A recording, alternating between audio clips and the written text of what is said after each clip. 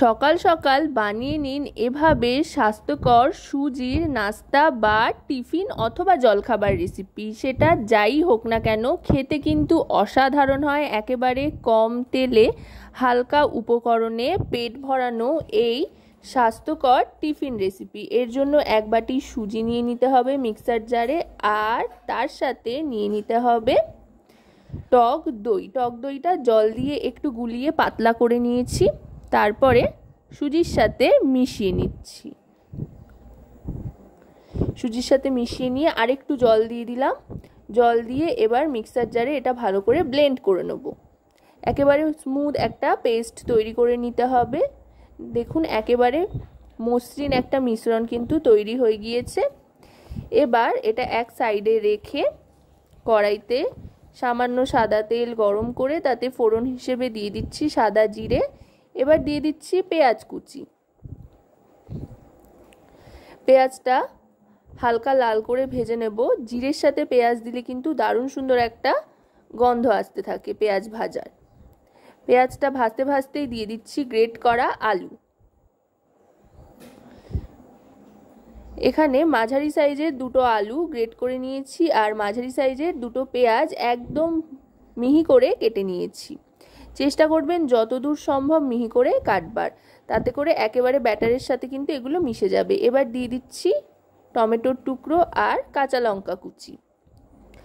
টমেটোটা অপশনাল, চাইলে আপনারা দিতেও পারেন, আবার না চাইলে নাও দিতে পারেন। এবার দিয়ে দিচ্ছি পরিমাণ মতো নুন। এতেই একেবারে নুন দিয়ে দিচ্ছি, পরে কিন্তু আর নুনের ব্যবহার করব না।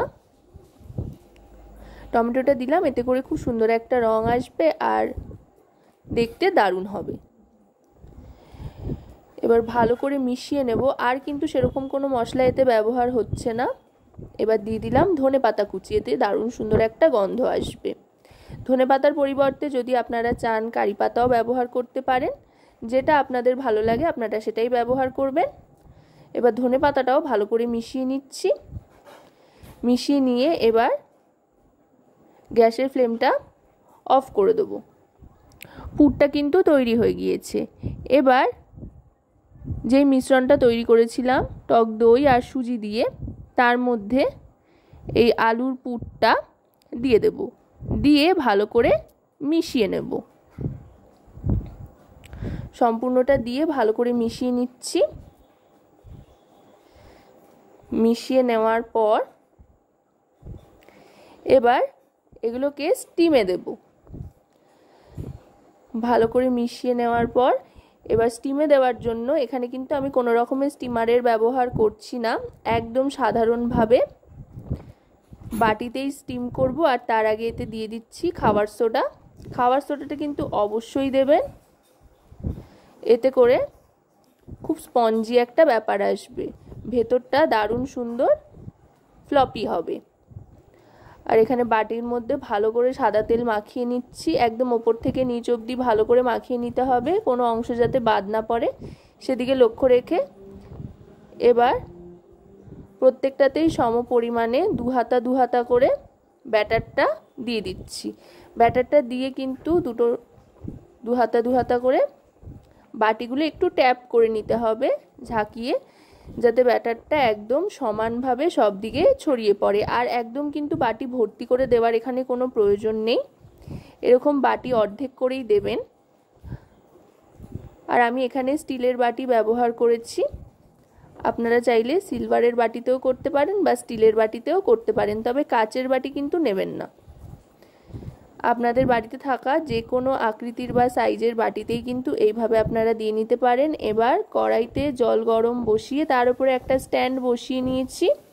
এরম স্ট্যান্ড সাধারণত কম বেশি সবার বাড়িতেই থাকে। স্ট্যান্ড বসিয়ে তার উপরে বাটিগুলো এক এক করে বসিয়ে দিচ্ছি। বাটিগুলো বসিয়ে দেওয়ার পর গ্যাসের ফ্লেমটা মিডিয়াম টু লোতে রাখতে হবে।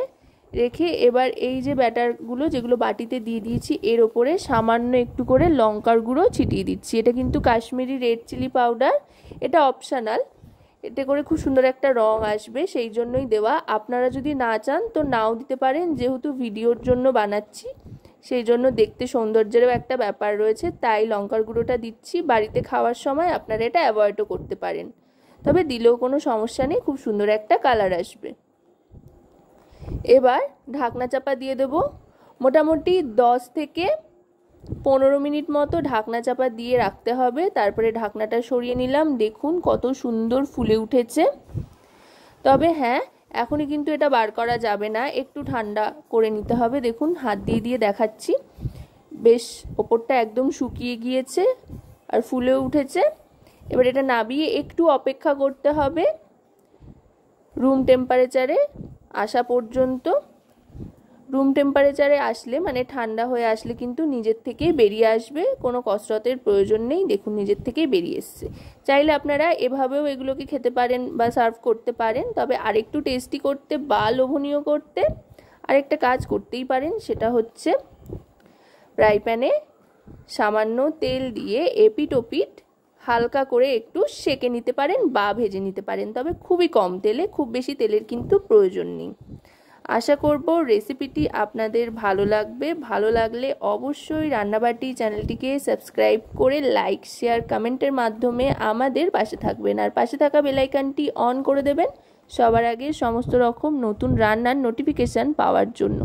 আর যদি রেসিপিটি আপনারা আমাদের ফেসবুক পেজ থেকে দেখেন তো অবশ্যই আমাদের ফেসবুক পেজটিকেও ফলো করার অনুরোধ রইল, কারণ আপনাদের জন্য, আপনাদের নিয়েই কিন্তু আমাদের এই চ্যানেল।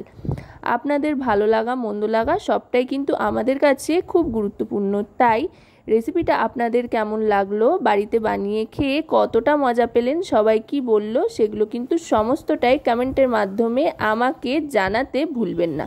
কথায় কথায় কিন্তু দেখুন তেলে সেকা হয়ে গিয়েছে, খুব সুন্দর একটা কালার এসছে, আর খেতেও কিন্তু অসাধারণ হয় আর খুব স্বাস্থ্যকর বটে। একটা খেলেই কিন্তু পেট ভরে যাবে। তো আজকের এই রেসিপি আপনাদের কেমন লাগলো সেটা কিন্তু অবশ্যই আমাকে কমেন্টের মাধ্যমে জানাবেন। সকলে খুব ভালো থাকবেন, সুস্থ থাকবেন আর রান্নাবাটির সাথে থাকবেন।